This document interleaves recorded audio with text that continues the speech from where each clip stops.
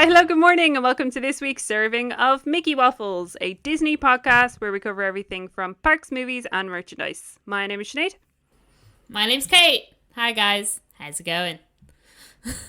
I'm good, Kate. How are you? I'm just Andy. I feel like every week, it's like, yeah! Cool. Yay life! Isn't this great? Yeah. For context, we had it confirmed yesterday, today. I don't know which day it was. Technically confirmed today, but okay. It's confirmed that all of these lovely level 5 restrictions that Ireland is in is going to stay in place until March 5th. Way! Lockdown. I'll never see another person that I like. I know we joked that we might get to see each other for your birthday in June a couple months ago, but I'm actually getting to the stage where I'm like, will we? I wasn't joking. I was never fucking joking. Because March 5th, they're planning on some restrictions getting lifted, but there's a lot of factors that come to play with that. One, we've seemingly got feck all vaccines, right? And even then, it'll probably only be non-essential retail that may be allowed to reopen. We won't be able to go for dinner or anything like that, probably until well after your birthday. Maybe Amy's birthday. Yeah. My argument is always that if non-essential retail can open, then dining should be able to open because they're fucking the same thing. And you have more contact tracing in a restaurant than you do in a shop. So... Agreed. And they keep being there's no outbreaks that can be contributed to non-essential retail, and I'm like, yeah, that's because everybody's going into 12 different shops. You're not taking people's names and phone numbers and they enter a shop. It's not the same at all.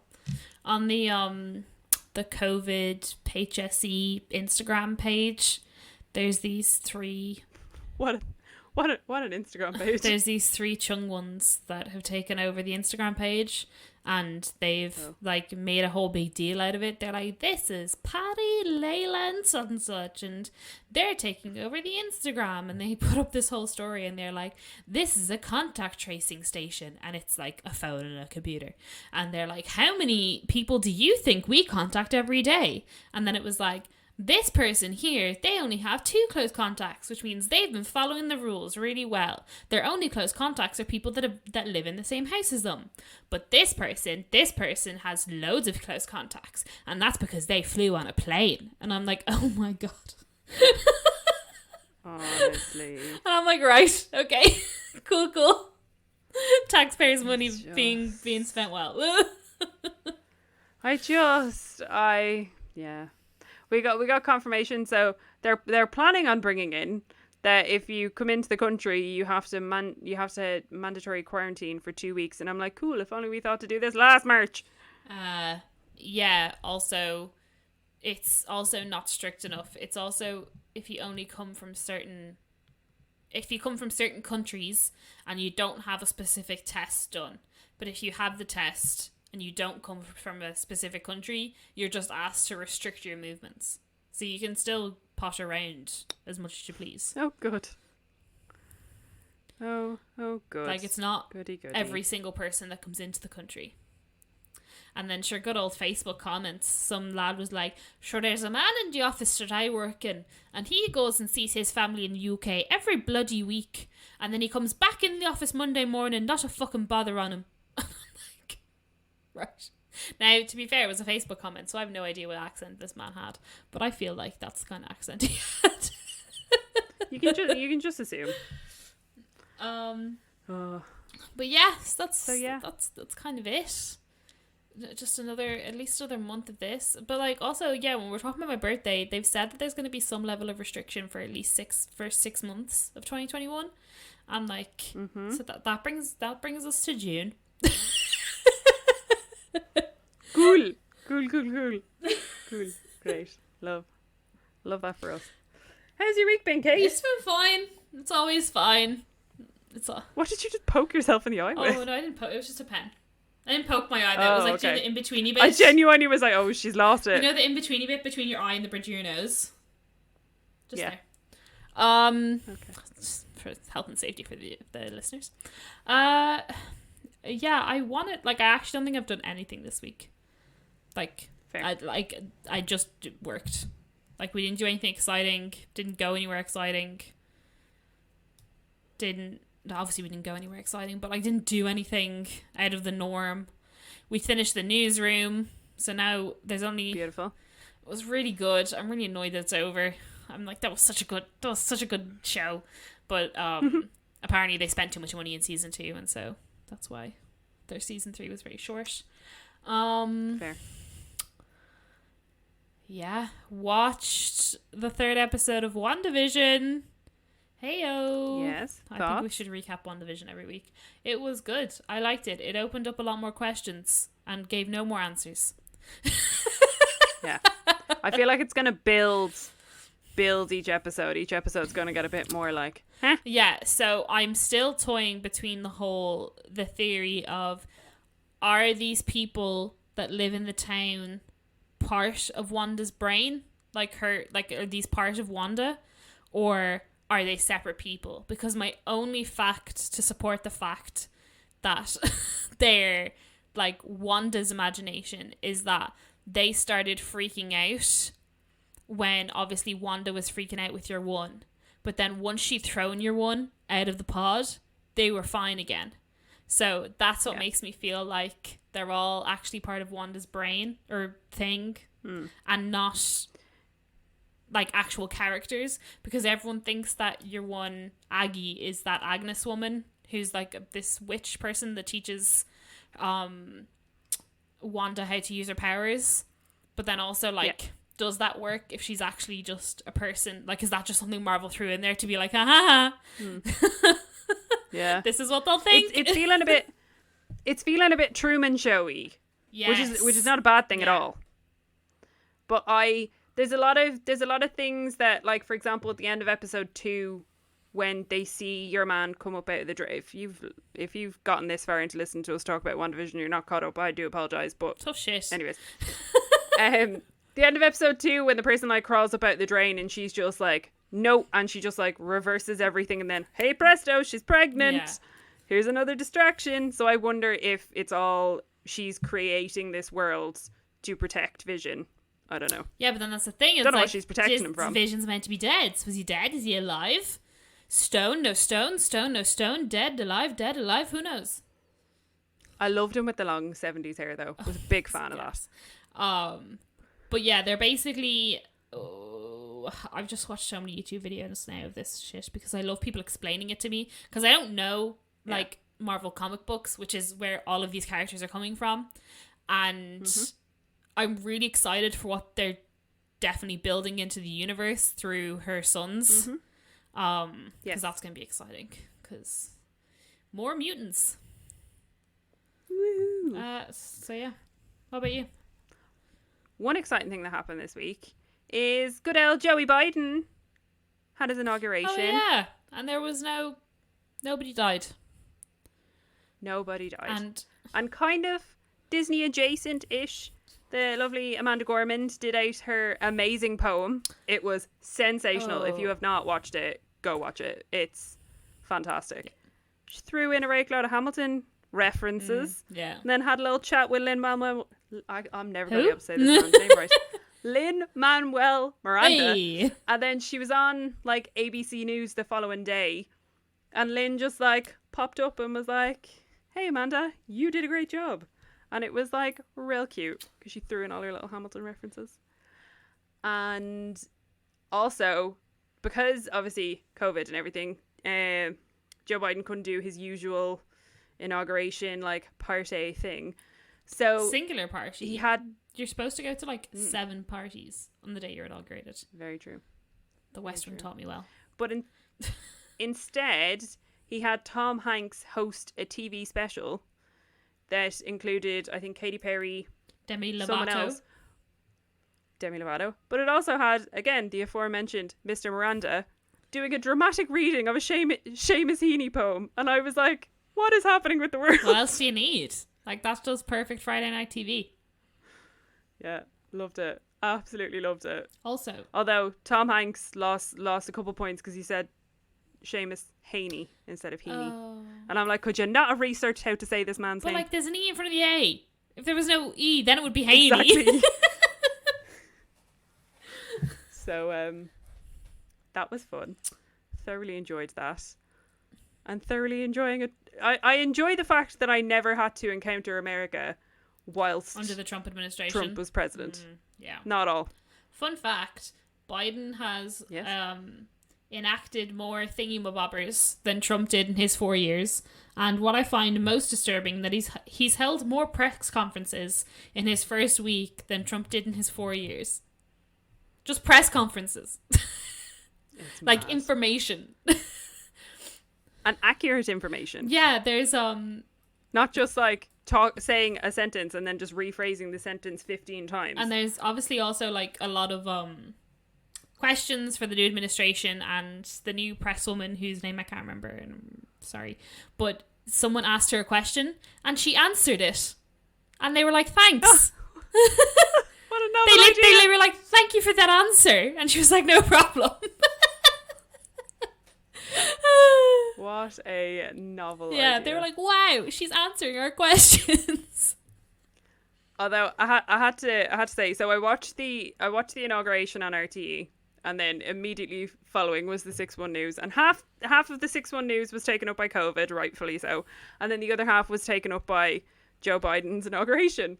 And naturally, in true RTE fashion, what did they have on the 6-1 News? This 8-year-old that was like dolled up to the nines as if she was on the Late Late Toy Show, talking about how much she is buzzing to visit the White House and visit Grandpappy Joe, who's like 17 cousins removed, whenever COVID goes away. And I'm like, the thing is, she will absolutely get to go to the White House. I have zero doubt in that. But it was just like, he's vaguely Irish. Let's get the distant relatives on our national news. But also, like, he's pretty fucking proud that he's from Irish descent. Like, it's a big thing. Dr. Jill Biden. I'm refusing to call her First Lady. Not that I think First Lady is like a slur or anything like that, but she's a doctor. She deserves to go by doctor. So, Dr. Jill Biden, her outfit for their like party thing that was televised was created by an Irish designer. There you go. It was like hand embroidered. That was another thing I learned on the 6-1 News. It was an Irish designer that made her jacket and like hand embroidered her matching mask and everything, and I was like, good woman yourself. She also went out to the National Guard, to like a group of them. I assume it was a press thing, but also like fair play to her, and she brought this like basket. And I assume there was enough for everyone, but like brought a basket of like snacks and stuff, and she was like, look, we're a National Guard family. Our son served for a year. I'm not an army mom. It's a guard mom or something. It's not the army. It's something else. And she was like, I'm a mom of this. I appreciate everything you guys do. Like, I'm so proud that you guys came to protect our capital on the day of blah de blah. And everyone's like, wow, a first lady that speaks. What a novel idea. I just love Jill Biden so much. She just seemed the whole Biden clan, like, they're just great. Have you seen the dogs? But I love. Now we are a nation who are very proud of our first doggos. Doggo now, R.I.P. Shoda. But we are a nation that is very pro the president's doggos. So we understand the excitement of having a little old man president with cute doggos. Like, we feel you, America. We're right there with you. The first dogs of the United States that are rescue dogs. Even better. Living the high life on those lush green lands. Talk about rags to riches.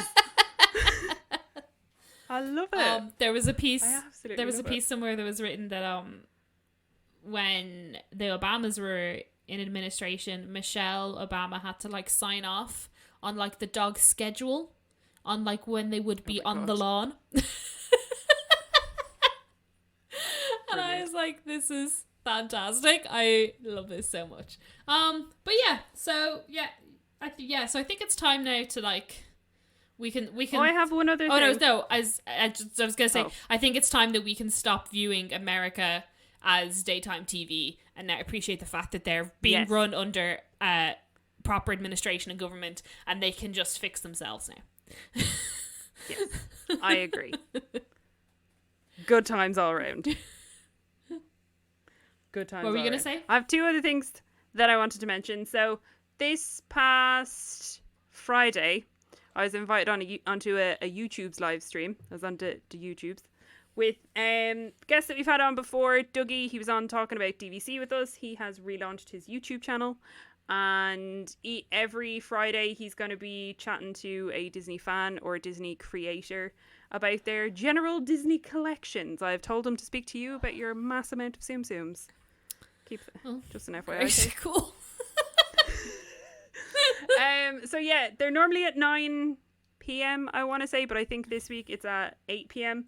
But I'll leave a link to Dougie's new YouTube channel below if you want to check it out. I know he's planning on having Sandy from Glitter and Bows on as well, so you may see some familiar faces bopping up there in the next little while. And then, given that lockdowns are being continuously extended at an alarming rate, the lovely lads over at the After Dark Podcast Network are hosting another quiz. We love a quiz. We especially love a quiz that we can partake in. And I have specifically asked Mr. D for another music round, because the music rounds are my favourite. Is there a DLP around this time? I have no idea. But I know there's music round. The lack of DLP questions in that last quiz. We were robbed, even though we won. we were robbed of our time to join. Yeah. But it's taking place this Friday, so the day this episode has dropped. Hi, hello, if you want to come quiz with us. It's at 9:15 in the evening. It's via Twitch. I don't really understand Twitch. I know it's to do with game streaming, but I don't really. Nick has told me he'll. I assume we just click a link, right?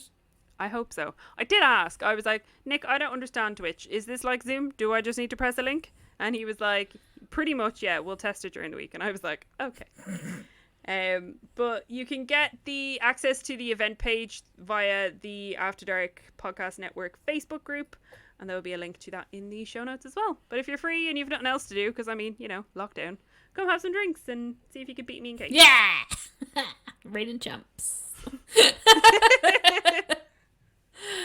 So, with all that out of the way, we should get on with the news. Breaking news. Not breaking at all. Boop, boop, boop, boop, boop, boop, boop. Just the only Disneyland Paris news. So we'll just hit it off with DLP and then we'll talk about everything else. Disneyland Paris ranks number 17 on the Glassdoor 2021 France's Best Places to Work survey. It is the first time the resort reaches the top 25. Wow. Great. Yeah, I went and had like a gander at who I can't remember who was. I think Michelin, the like tire people, were number 2, but I think Salesforce was number 1. But I think that's pretty universal. Salesforce get a lot of. It's rare that people move from Salesforce. I think Salesforce are just good eggs all around. They value staff retention. What a novel idea. Wonder what that must be like. No, it's a lie. Where I work is that's a lie. Same. Yeah, same. We both work for lovely companies. They don't but hate just their staff. From past experience. From past experience, yeah. I was like, shit. Where I work now is great. Like, no. Past former employers. Right. So yeah, that's all the DLP news. So moving across the water. Yeah. And quite literally, so the water parks are going to reopen soon, which is very exciting. From March 7th, they are going to be reopened, or at least Blizzard Beach is. So Disney Parks Blog have posted about it, so you can now start buying tickets for the water parks. A one-day water park ticket is $69 plus tax for adults and $63 plus tax for kids aged 3 to 9. What I will say is, it's the last little paragraph back here. When Disney's Blizzard Beach reopens, it will operate in alignment with the health and safety protocols implemented throughout Walt Disney World Resort, including reduced capacity, temperature screenings, physical distancing, and face coverings. Additional details about reopening can be found here. So I clicked here. Excellent. So it says, as a reminder, Disney's Blizzard Beach and Typhoon Lagoon will remain closed. Blizzard Beach reopening on the 7th. Where is the specific thing? Oh, I can't find it now. But basically, you are expected to wear a face mask. Makes sense. Everywhere except for if you are eating, if you're sitting down and eating, or if you are swimming. Which, okay. Does that include attractions? See, Like if you're going on like a water slide, are you expected to wear a face mask? Because what I'm thinking is, even if you like go down, more often than not, you just end up in a massive plunge pool of water and your face gets submerged. So your mask will be wet. So you're then spending the rest of your day inhaling pissy water. It's called a spade a spade. But also, it doesn't make... I don't know where they would expect you to wear masks if you didn't have to wear masks on the rides. Do you know what I mean? yeah, and also... So I'm not... They haven't spelled it out anywhere. But also, once your mask gets wet, you're not supposed to wear it anymore because it just starts harboring bacteria. Like, regardless of COVID, like, bacteria Pissy loves wet, warm environments. And a mask in the That's a middle water of Florida, like, This is the thing. This is what I don't understand. doesn't make any sense. Even if they expected you to like wear your mask and like totter up to whatever ride you're getting on and then take your mask off, what do you have to like bring like a Ziploc bag to put your mask into? They just want the money. And They then- don't care. They don't give a shit. True. They don't care. They don't give a shit. They're like, I don't care what the fuck you do with your mask as long as it's on your face or get out. But too late. You've already given us your money. I don't care. Yeah. I have to say, I would very much question the... I'll go with logic. I feel like that's the kinder term. The logic of any person that willingly goes to a face mask. Goes to a water park. That was so... Please wear face masks. We are so pro face masks. No, but you wear said- all the face masks. Who goes I to know. a face mask? Yeah. I would really seriously question the logic of anybody that would go to a water park, given everything that is going on right now. Anyone that's going to Disney World. True. Let's see how long it takes for the trackers to go there. Well, they were literally only talking about how desperately they want to go back to a water park like 2 days ago. There you go. So, Just trying to kill their baby. Wow, that came out. anyways. Moving onwards. Some fun news. New adventures to cast off soon along world famous Jungle Cruise at Disneyland Park and Magic Kingdom Park. This is the first ride overhaul or refurb that people haven't been fucking up in arms about. Everyone seems pretty fucking chill about it. Have you not been on Twitter? No. Lots of people are going a bit crazy on Twitter. I don't do Twitter. Twitter is where... Basically, they are... Basically, they're refurbing it because of the racist connotations towards like the Native Indians and stuff in it, and that's what they're doing. But they're gonna have the skipper both in the boat and also part of like the attraction as well, like outside the boat. So yeah, I don't know. It seems There's a cute little video that's up on Disney Park blog, and I can't remember your man's full name, but his name is Kevin, and he's a writer for Walt Disney Imagineering. Kevin but he actually Lively. started out as a he actually started out as a skipper in Disneyland, and he was voted their like top skipper and was flown over to Tokyo Disneyland to like help celebrate their 25th anniversary of the Jungle Cruise, Cute. which is very cute. And he's basically helped develop this new script specifically for the Jungle Cruise, which I think makes perfect sense because he's lived that life. He knows what it's like, but also not just to kind of remove the negative connotations, but also all the people on, for example, just as an example, the pole where everyone's trying to climb up the tree.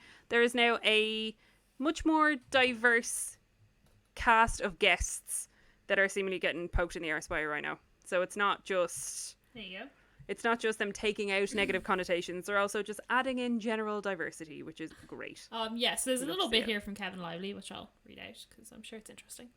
As part of this story update, we'll get to follow a skipper and his passengers as their journey goes awry. That's right, for the first time ever, the skipper role will not only be that of a live, experienced and witty guide, but also represented by a show figure within the attraction itself. In fact, the expedition will be up a tree, literally, After their sunken boat splits apart and chimps board the wreckage, with monkey business ensuing. But that's not even half of the whole story. Fans of the Jungle Cruise attraction may recall some boats that used to make their way around the river, but haven't been seen for a while, specifically the Mekong Maiden and the Quango Kate. Ever wonder what happened to them? Well, you might go ape when you find out. Ultimately, the jungle gets the last laugh. Why am I not a skipper? Honestly. He also, actually now that I remember it, he also helped write the Jingle Cruise and was there for the development of Skipper Canteen as well. So he's like fully lived every aspect of that skipper life. He's who I want to be when I grow up. You need to watch the video that's on that page. Article afterwards, because I just feel like you and this guy Kevin would just like mesh on a deep level. I have to say, the funniest thing I've seen is there's this picture of what is it? The Quango Kate. I'm also so excited. I never realized there was a Jungle Cruise boat named after me. Of that boat like sinking, and everyone's put up that boat and that Jungle Cruise boat that sunk in Walt Disney World not that long ago. And they put them side by side, and it's like pretty much exactly the same. Brilliant. Oh, I love. Did you say people on Twitter weren't very happy?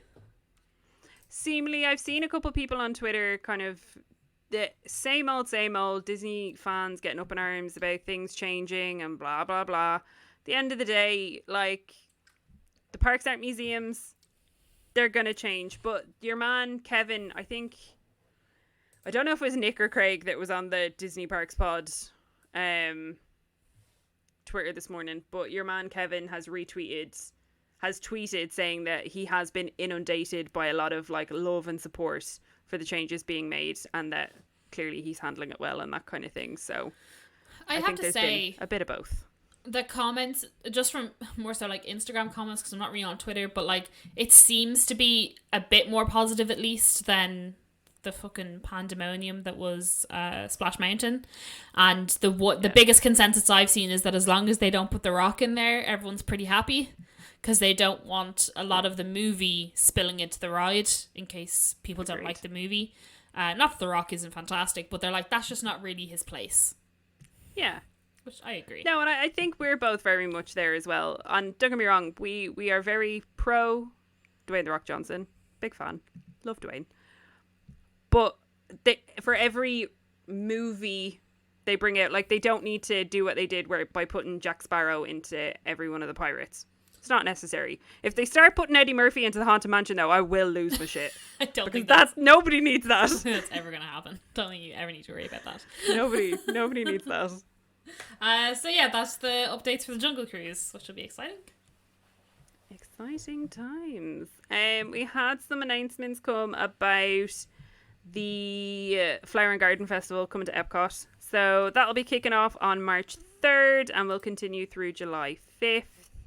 So the usual, there'll be topiaries with rake loads of Disney characters. There'll be different gardens to explore, outdoor kitchens. Entertainment will be bopping around in as safe a way as they can do it, no doubt. There'll be a healthful trail presented by Advent Health. I don't know. Guess it's like healthy eating. Looking for some youthful energy? What? Oh, Jesus. Kill me now. There'll be some family fun with scavenger hunts and then various different festival memories, so you can buy merchandise basically. But yeah, I'm intrigued to see what the menus are for this. My new favourite thing with all of these is to just look at the menus and see how diverse the menus are. They're getting better year on year. The menus are definitely getting better. And also what ridiculous food scavenger hunt they plan on do that people spend copious amounts of money to get a shortbread cookie. Yeah, Spike's Pollination Exploration. What? I fucked that up, didn't I? Spike's Pollination Exploration. Hey. There you go. I like Spike. I'd take some merch with Spike on it. Same. I also love the orange bird. Orange birds be cute. So, we've had our first look at actor Tom Holland as Peter Parker in Web Slingers, a Spider-Man adventure coming to Avengers Campus at Disneyland Resort, and also DLP. When that's happening, I don't know. This is focused on Disneyland Resort. I like that they've just like completely disregarded DLP from any feckin' mention in this whole thing. I'm like, it's also going to Disneyland Paris, lads. I just don't think they care. I wonder who's going to do the dubbed French voice for Tom Holland. Oh, Jesus, who knows? Ah, bonjour. Je m'appelle Spider-Man. Spider. Oh, dear. Fly. Peter! Because they're always like, they're nothing like the fucking voices. When Avengers Campus opens at Disneyland Resort at a future top secret date, you will see a very familiar face inside the Worldwide Engineering Brigade, or WEB as the kids call it. As we shared before, Tom Holland reprises his role as Peter Parker for Web Slingers, a Spider-Man adventure. Donning 3D glasses, your mission will be to test drive the aspiring inventor's latest invention, the web slinger vehicle, and discover your web slinging superpowers. Through specially designed innovative technology that recognizes body movements and gestures, you will reach out your hands and sling webs from your wrists, just like Spider-Man. As the web slinger vehicles progress, you will virtually pass through several other campus addresses, including PIM Test Kitchen, Avengers Headquarters, and the Collector's Fortress, also home to Guardians of the Galaxy Mission Breakout. As the mission continues, spider bots will become harder and harder to beat as they continue to multiply. I wonder, have you ever seen the video of the Lego Ninjutsu game in Legoland? No. It's the one. I don't think I have. Okay, so it's a ride, but it's a ride, obviously. So imagine. I wonder if this is what it's kind of going to be like. So imagine Toy Story Midway Mania, and so you've got your screens and you've got your little popper things, but there's no poppers. There's like this motion sensor thing on the panel in front of you, and you like motion your hands. Whoops! I knew I was going to hit my microphone. Did that? No, it didn't. Whoa, wow. When you motion your hands and it like Ninjago shit on the screen. So I wonder, is it like that? From the video, I watched the little video that went along with this article. It seems to be, because there's like Tom Holland like sitting beside like a little kid and then a generic mom. And they're doing that. So I imagine it is kind of motion sensor. Yeah, so that'll be interesting. It looks good. I'm intrigued. Je m'appelle Spider-Man. Il y a web slinger. I'm just never not going to hear from Dreams at DLP when Wendy be like, Peter! That's all I'm going to hear. That's all I'm going to hear. Oh, yeah. Ridiculous. So, moving back over to Walt Disney World and more specifically to Animal Kingdom. So, more entertainment returns this summer with a celebration of Festival of the Lion King at Disney's Animal Kingdom. So since the reopening the Walt Disney World parks last July, we've taken a different approach to our entertainment, coming up with new ways to share the magic of the Disney characters. With cavalcades and flotillas continuing to delight guests daily, we are now turning our attention to bringing back even more entertainment with a responsible and thoughtful approach. We're all for bringing back the entertainment cast members and not just leaving them permanently furloughed. We are thrilled to be starting the process of bringing back to work more singers, dancers, technicians, and other cast members from one of the most popular shows in the Walt Disney World Resort.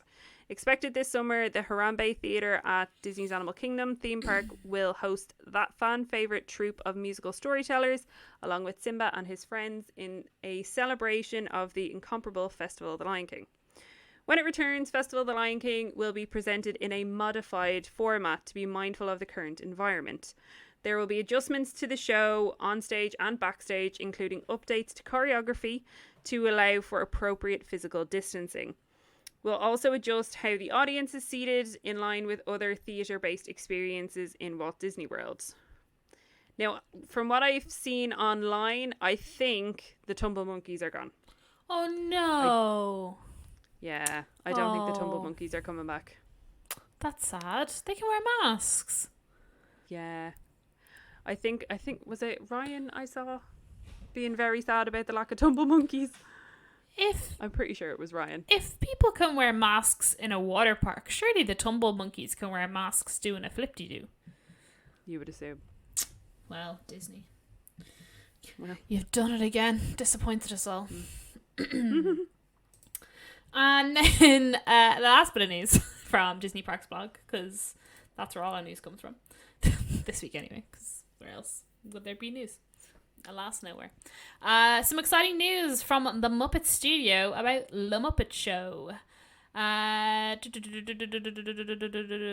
Within Disney, the Muppets have been part of Walt Disney Imagineering for the last couple of years, and we are excited to carry on the legacy of these amazing characters who were created by Jim Henson, as well as introduced new ones in the future.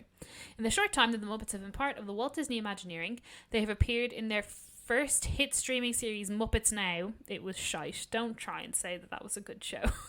Muppets Now was shit. Right? It was part scripted, part improv, and it was just shit. As well as continue to star in their own humorous and endearing videos which appear both online and through social media.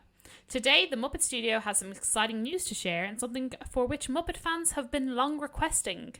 For the first time ever, all 5 seasons of The Muppet Show, which first debuted on television nearly 45 years ago, nearly as old as Nick, will be available for streaming on Disney Plus starting February 19th.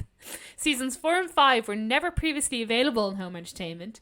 You can relive the early antics of Kermit, Miss Piggy, Fozzie, Gonzo and the gang, or watch them for the first time in their hilarious variety show, which features sketch comedy, original songs and guest performances from all of these people. So yeah, exciting times. All of the Muppet Show is coming on Disney Plus. I am buzzing. I'm so excited. Yeah. I'm not the biggest lover of the Muppets, but I'm glad everybody else is excited. That makes me happy. And then final thing that we'll finish on are some new things coming to Disney Plus in February. But first and foremost, yes.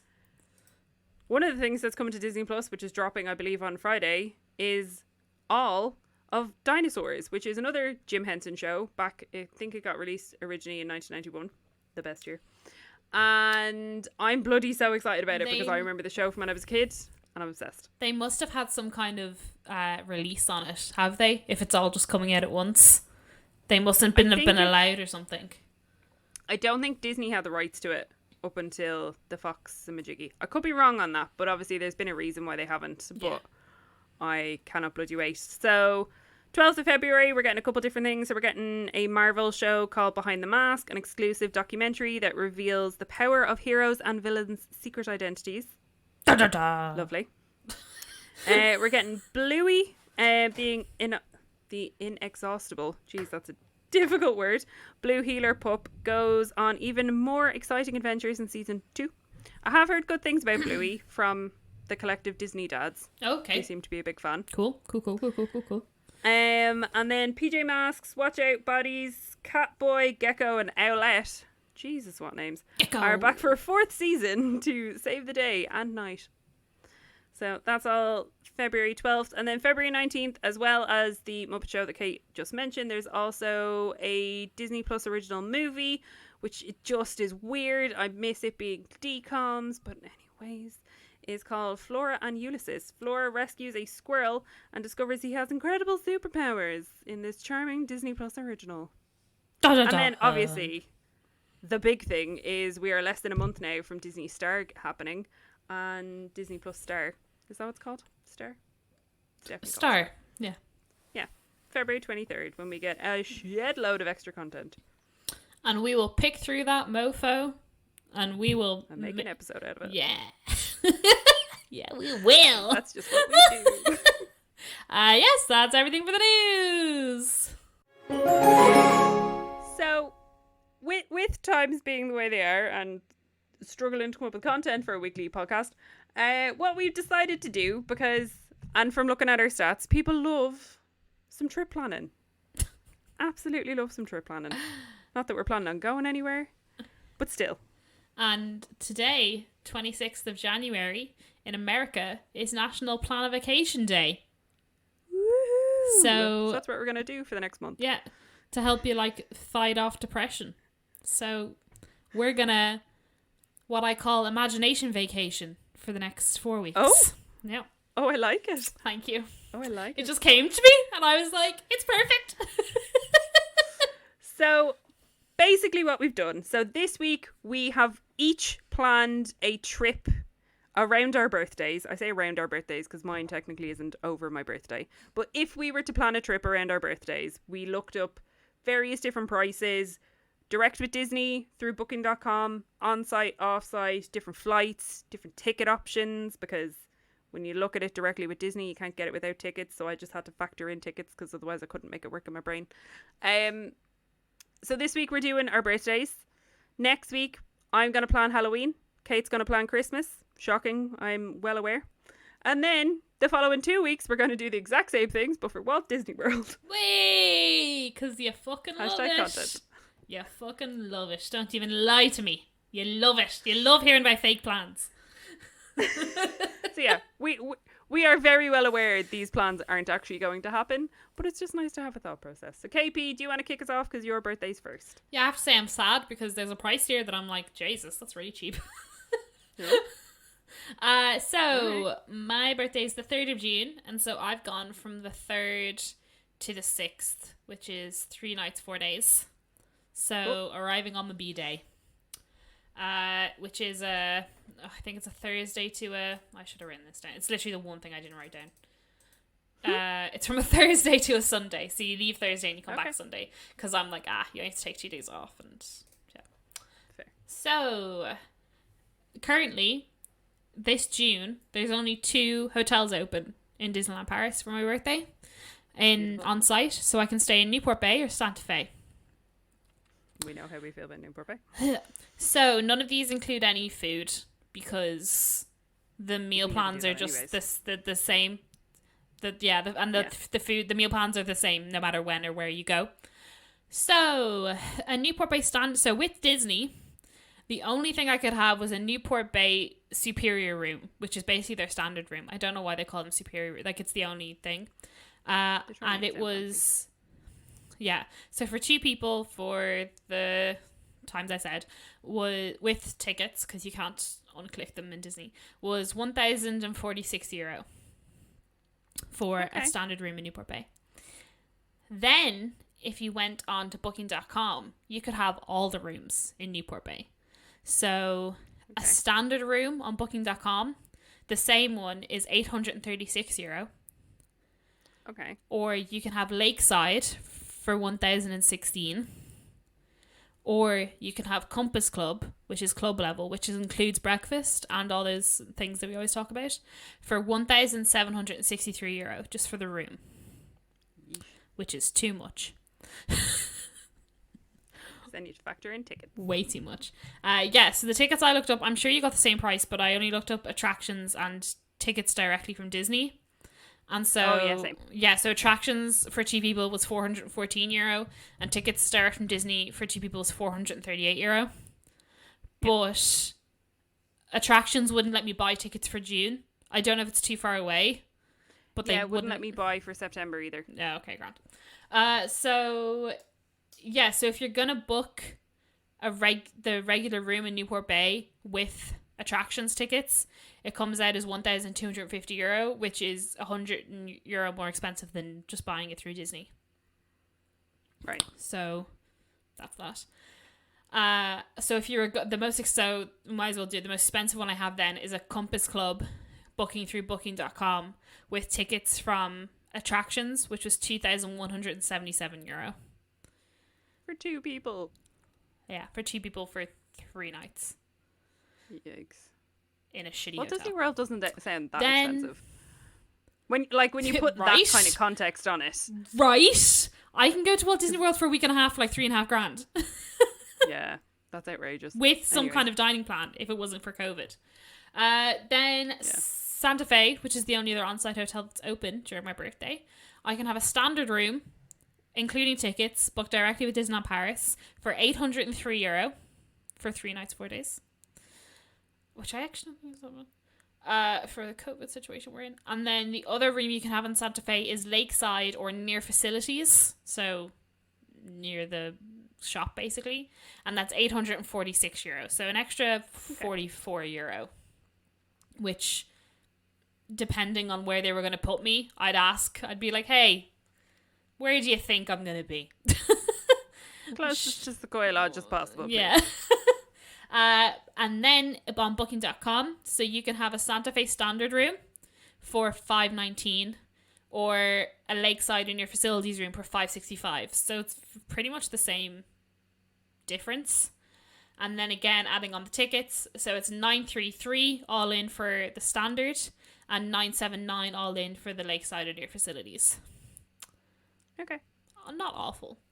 Fair. Then exiting the on-site facilities, we have gone for, as you said, High Park, Raleigh Spa, and Lizzie. We asked Sandy if you had to pick 3 offsite hotels, give us your top 3, and this was the variation that you The gave. Elise and the top side. So for High Park, you can get a studio room for €280. That's very cheap. Yeah, I thought it was too cheap. I was very suspicious. And then if you include the tickets, then it's €694 for 2 people. You can get an apartment in High Park for $544, and that sleeps 4 adults. And if you add your tickets, then it's €958. Okay. Then moving on to Raleigh Spa, you can get a room for €503. So then including tickets, 917. Also not that bad. And then the Elysee in Val d'Europe is 551 for a room, and then including tickets is 965. Okay. So you can go to Disneyland Paris for my birthday with 2 people for as cheap as $694 for hotel and tickets. Nice. Did you look up flights? Yes, I did. But I didn't look up different times. I just looked up the times I wanted. Oh, yeah, no, same. So leaving at 6 a.m. on the 3rd of June and arriving in Charles de Gaulle for 8:45, and then flying home at 10 to 10 and arriving at 20 to 11 with Air France for 2 people is €306. Okay. And then for Aer Lingus, leaving at 20 to 7 in the morning and arriving in Charles de Gaulle for 9:30 because it was the first flight they had, and then leaving at 10:30 and arriving home at 11:15. Now, to be honest, I wanted a 7 o'clock flight, but it didn't exist. Yeah. It's either like 5 or it's like 10. Yeah, I wanted like a 7 or an 8 o'clock flight, and they didn't exist because at this stage now, I don't need to stay in Disneyland Paris that late on the last day. I've been there enough. I know what I'm doing. I'll have gotten everything done that I want. I would prefer a slightly earlier flight, but they don't exist. You say that, but it'll have been 2.5 years before we'll have been back, so yeah, maybe. might be glad of those extra few hours. And so those flights are 345. So it's an extra 40 quid to fly with Aer Lingus, but also the absolute hassle I've had with Air France in the past when that whole cancelling of one flight happened and they wouldn't give me my money back. Yeah. I would happily spend the extra 40 quid to go with Aer Lingus. Okay, fair. So if you were to book for your birthday, COVID not being a thing, what would you go with? Like, what would be where would you stay? Well, you've already said you'd fly with Aer Lingus, but where would you stay? What would be your option? I think I'd happily stay in one of the offsite hotels because I don't like Santa Fe. It smells, and I just don't like the vibe. So and looking at the pictures of these offsite hotels, they're very pretty. So I think I'd be very much up for staying in Raleigh Spa or the one in Val d'Europe for 503 or 551, because if you split that in half, it's only $250 per person, which for us isn't that much, if you know what I mean. Like, I know for a family of 4 that can add up to quite a lot, but like in our positions, $250 for 3 nights in DLP, that seems okay to me. So yeah, I think I'd stay in Raleigh Spa or off in Val d'Europe, and I'd definitely fly with Aer Lingus. Fair. I would not be paying $1,000 to stay in Newport Bay. Absolutely not. Not a bleeding chance. Right. So I just looked up the cheapest room for each of them. I didn't go in and see what different types were available. I was just like, cheapest, bog standard, we'll go with that. So my birthday is the 12th of September, which is a Sunday. However, I booked for the 13th to the 16th because I like going to DLP on a Monday to a Thursday. They're just the preferred. I like 4 midweek days. So to go direct with DLP, what were you going to say? I only visit the park from 12 till 2. Yeah, exactly. So Newport Bay, standard room, €970.34 with tickets for 2 people. Cheyenne is also open for my birthday. Ooh la la. Tra-la-la-la-la. And I could get Cheyenne for $861.52, which seems an awful lot of money. Or I could get Santa Fe for $803.54. So all of them are including tickets and are just bog standard rooms. Then I went to booking.com. Newport Bay, €836, but then you would also have to add on tickets, so that is outrageously expensive. Cheyenne, 608, Santa Fe, 519. And then again, I also looked up Relais Spa, the Elysee, and High Park. So Relais Spa was 449, the Elysee 539, and High Park was only €200. Yeah, they're very similar to what I got. Why is High Park so cheap? I'm kind of sus. I don't know, because I asked Sandy, and seemingly High Park, and we actually had, I think it was Simon, was chatting to me on Twitter. He stayed in High Park. It was a lovely walk to the park, and it saved him a load of extra money so that he could get some extra beers. Hey. Which are very valid points, Simon. Thank you very much. What you want? And then, like Kate already mentioned, tickets with DLP. Now, the ticket I just did per person, I got $259 per person for DLP or $243 per person via Attraction Ticket Direct. The flight prices I could get, Aer Lingus, again, doing the earliest and the latest flight, was $133 per person, and with Air France, it was $121 per person. Now, personally, I actually would go Air France, purely because you land into the better terminal in Charles de Gaulle, less of the bouncy escalators. I'm always here for less of the bouncy escalators. 2, normally, and given if it wasn't COVID times, they give you coffee and a snack. Oh, yeah. We got muffins when we went over. The overall vibe of Air France, I like. I'm just really put off by that one time they cancelled our flights and fucked everything up. Yeah, true. Very true.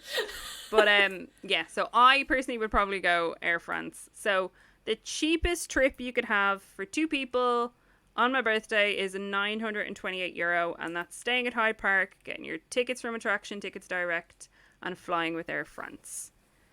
The Mine most is expensive. Oh, sorry. Go No, ahead. go on. Yeah, no, don't go on. The most expensive. Now I've calculated this 2 ways, because Newport Bay is the most expensive. Now, if you really wanted to be stupid, you would book through booking.com and then get your tickets separately from DLP, which would be $1,620. But I feel like any logical person would just book it directly with DLP, and if you did that, you would save yourself nearly €400, because it would be $1,236. So, yeah. As for what I would choose, I would either. See, I'm not 100%. I think I would either stay Santa Fe, and that would be the $1,045.54 for 2 people. That's flights, tickets, everything. Or I would potentially do High Park for the $928. There's only about €100 in the difference. And part of me feels like I have a big birthday this year. I turned 30 this year. So if I'm going off that as well, I'm like, maybe I'd want to pay the extra, realistically €50 per person, to stay on site and just like have that Disney experience. I don't know. But either way. But also, do you really get the Disney experience anymore? Well, this is true. I'm really intrigued. After our talk with Nick last week, I'm really intrigued about staying off site for the fact of saving a hunk of cash. Same. And both, as I said, both Sandy and Simon have said, Simon has said, that Hyde Park is great and the walk from Hyde Park is not bad. Sandy said it's basically the equivalent of if you end up with one of the really shitty back arse of nowhere rooms in either Cheyenne or Santa Fe, it's about the same equivalent of a walk. Oh, well, that's not that bad. Yeah. Very doable.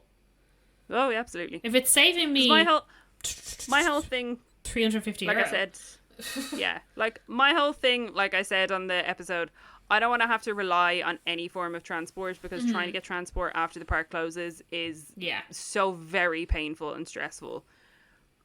But also, I'm aware you can walk to an awful lot of these places, but it has to be a realistic walk. Oh, like, yeah. If you've gone ham in the park, like you've got there for extra magic time and you haven't left until the park closed, like, it has to be realistic for you to walk, because I ain't walking for like a half an hour after doing a full day in the park. No. Feck that. No bueno. No one's here for this. it's a negative. So yeah, cheap and cheerful there for that one. Yeah. I always find it so interesting. I just love it. I just love fake planning. I am curious, and this actually took us far less time than we expected. So we had a conversation in the group chat the other day, and it kind of ended up just being me, Sandy, and Sam. Sam being the .girl .in the castle. Hey.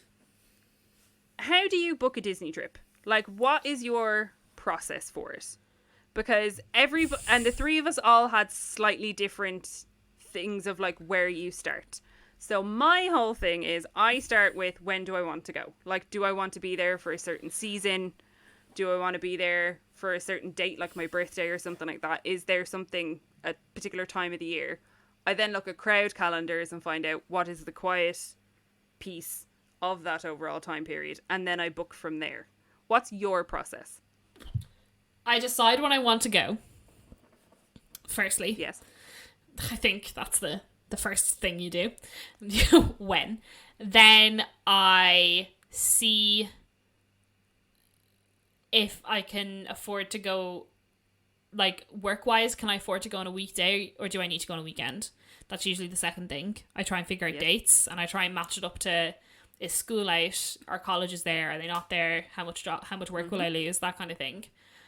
Then, again, crowd calendars, but at the same time, I also check to see if anything's closed. Because I know DLP is not very reliable, but there have been times where I've looked and there's been a ride that's been closed 2 days before I arrive, but then the day I arrive, it's open again.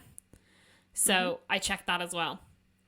And then I check all the different room prices and discuss if I want to pay the extra €50 to go to the one hotel up or whatever it is. Fair. Do you do flights or hotel first? Oh, always hotel first. I hype myself up, and then I get disappointed that the flights are so expensive. But I have to say, and this was again a conversation that I had with the gals, that like I find there's only ever maybe like a €50 to €60 gap of like wiggle room on flights. I've only ever got flights. I think I got flights once under €100, but usually they're anywhere between maybe about 85 and like 150. Yeah. Ish. Which I'm aware is more than €60, but you know what I mean. It's rare to get them around the 85 mark. They're usually anywhere between 100 and 150. Yes. Unless you're going like peak time, then it's like 180. Yeah, but like sometimes with DLP, if you have no children or anything and you can just sort of fuck off whenever you want and just be like, hey, I'm taking this random weekend whenever, you can get # childless millennials. you can get pretty cheap flights sometimes. We have done that before.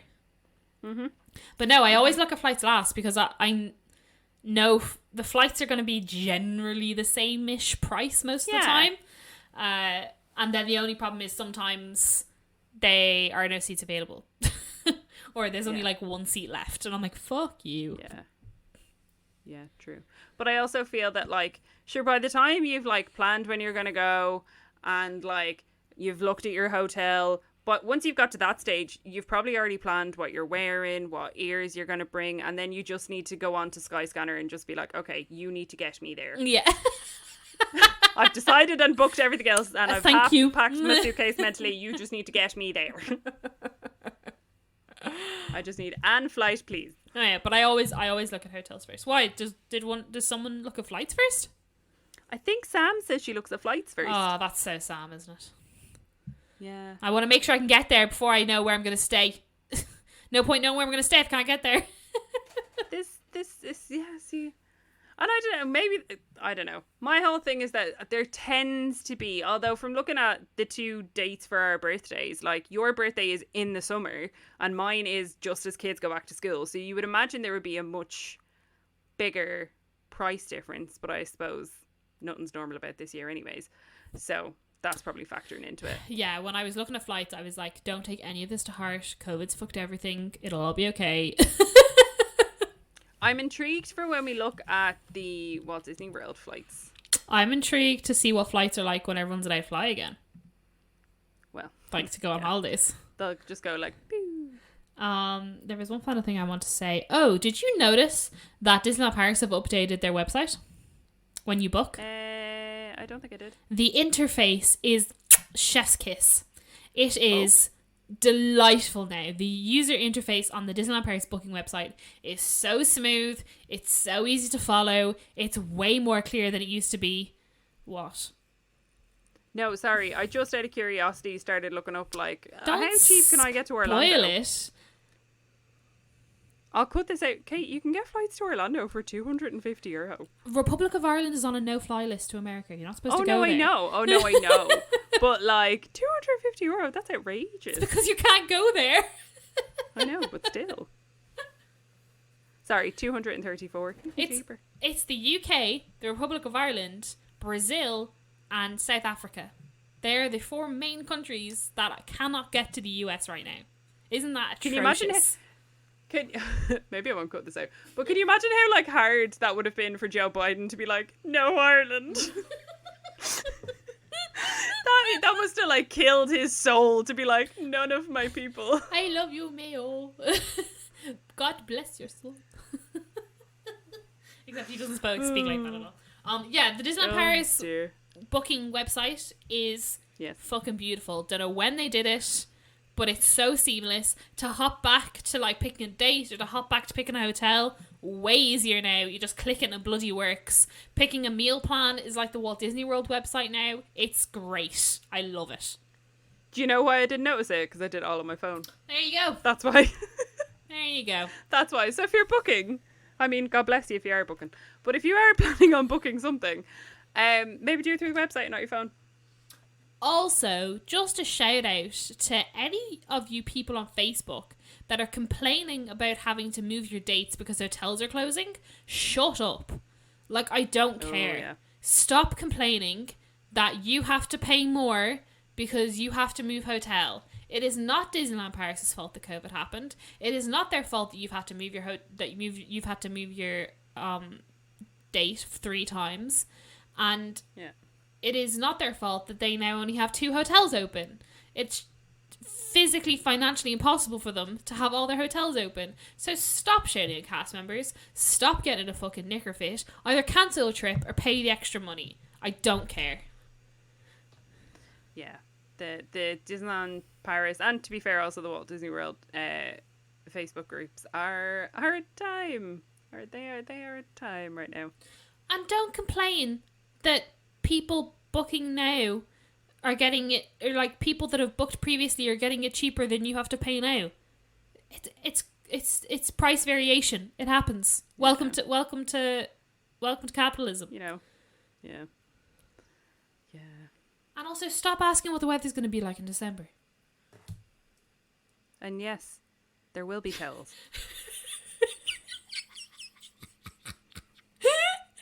Always my favorite thing that I ever see and it's only the DLP ones where people are like, will there be towels?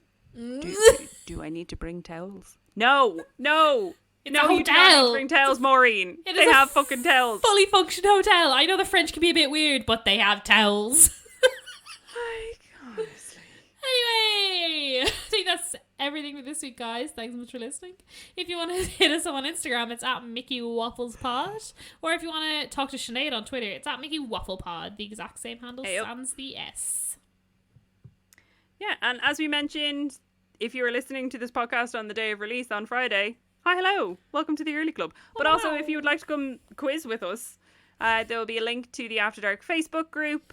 If you go and join that, you can get access to the event and you can come and chat with us and all the dads and all the other various lovely Disney people. Yep, see you there, lads. Also, leave us a review.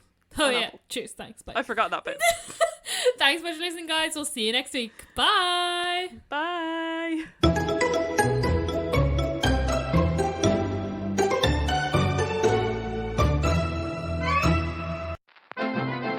This podcast is part of the After Dark Podcast Network.